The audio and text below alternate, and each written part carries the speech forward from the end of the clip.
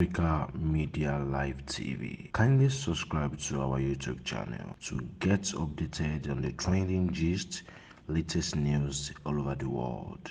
Like our page, subscribe, and share with friends. Thank you.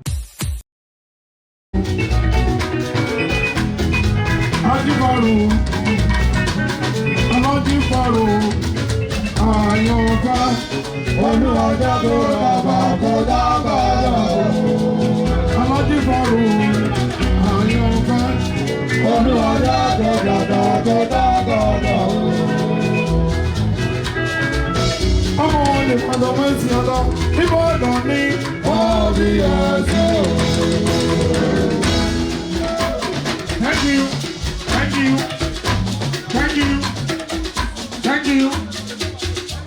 I want, once again, I have to come with the microphone. I want everybody to excuse us. Please excuse us.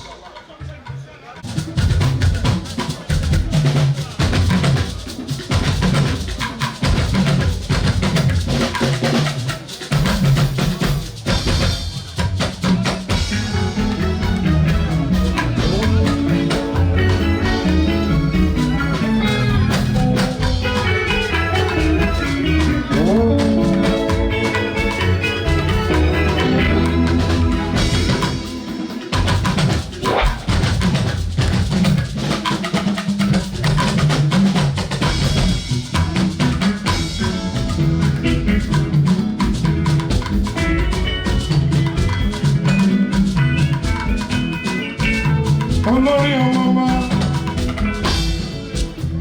Ropo sọ̀rọ̀ sí mi lójú wípé ènìyàn tí mo gbọ́dọ̀ jù.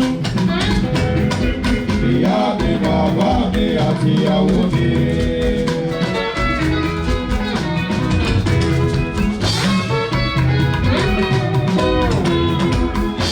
Emmanuella Ropo Red Rose.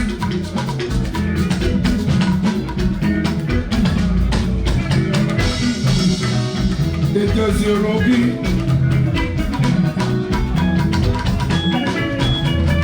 ọmọ olùkọ́jì ya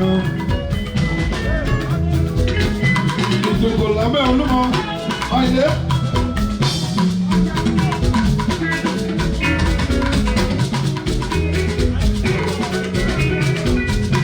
ọjà níwọ̀n fún ọ̀rọ̀ ìjáwọ̀. Ọmọ ẹgbẹ́ pọ̀rọ̀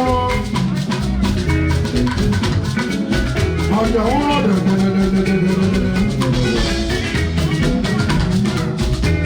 wọ́n torí ọ̀dà ájá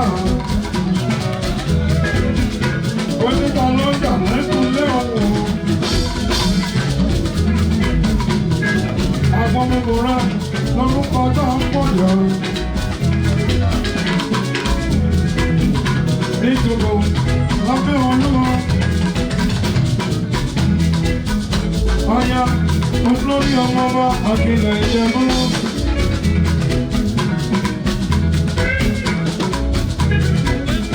Nítorí Emmanuella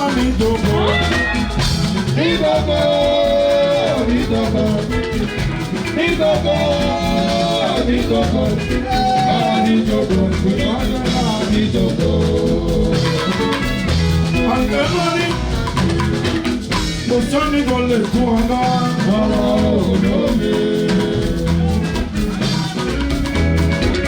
Kò sẹ́ni tó lè tún ọ̀gá ọ̀rọ̀ olómi. Ọmọ ní àwọn tún sọ̀rọ̀ mi. Ọmọ ní àwọn tún sọ̀rọ̀ mi. Olùkọ́ àwọn tún sọ̀rọ̀ mi. Olórí ọmọ àjìnà ìjẹ̀bú. Ọkọ̀ Red Rose Emmanuella ọmọ wọn ní Togo ọmọ ní Togo ọmọ wọn ní Togo ọmọ ní Togo Emmanuella ọmọ ní Togo Red Rose ọmọ ní Togo ọyàn lórí ọmọ ayé wà sí wọn lọ́sọ̀rọ̀ tó sí ní lọ́dún wípé. I love my darling. My darling loves me. No circumstances can change my opinion. I love my darling. My darling loves me. No circumstances can change my opinion.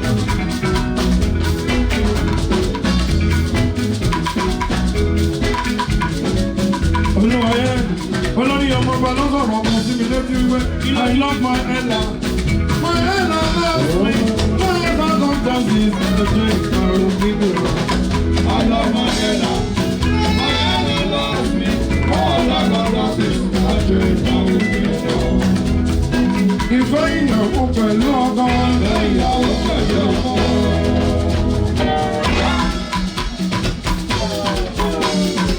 Ìfẹ́ ìyàwó pẹ̀lú ọkọ. Ìfẹ́ ìyàwó pẹ̀lú ọkọ. Wọ́n ń wo wọn lójú. Wọ́n ń wo wọn lójú. Wọ́n di wọn lọ́wọ́ mú. Wọ́n ń di wọn lọ́wọ́ mú. Wọ́n di wọn lọ́wọ́ mú. Wọ́n di wọn lọ́wọ́ mú. Ẹ̀fọ́nà yìí mọ̀ ọ́ lọ. Ẹ̀fọ́nà yìí mọ̀ ọ́ lọ. Ìyàwó pẹ̀lú ọkọ. Ẹ̀fọ́nà yìí mọ̀ ọ́ lọ. Ẹ̀fọ́nà yìí mọ̀ ọ́ lọ. Ẹ̀fọ́nà yìí mọ̀ ọ́ lọ. Ìyàwó pẹ̀lú ọkọ. Ẹ̀fọ́nà yìí mọ̀ ọ́ lọ. Ẹ̀fọ́nà yìí mọ̀ ọ́ lọ. Ẹ̀fọ́nà yìí mọ̀ ọ́ lọ. Àyìnlé pẹ̀lú bẹ̀rẹ̀. Ẹ̀fọ́nà yìí mọ̀ ọ́ lọ. Ẹ̀fọ́nà yìí mọ̀ ọ́ lọ. Ẹ̀fọ́nà yìí mọ̀ ọ́ lọ. Àyìnlé pẹ̀lú bẹ̀rẹ̀. Ẹ̀fọ́nà yìí mọ̀ ọ́ lọ.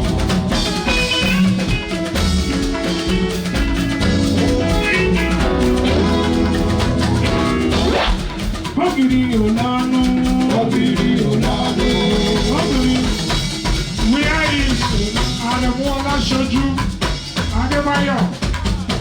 Where are you? Where are you?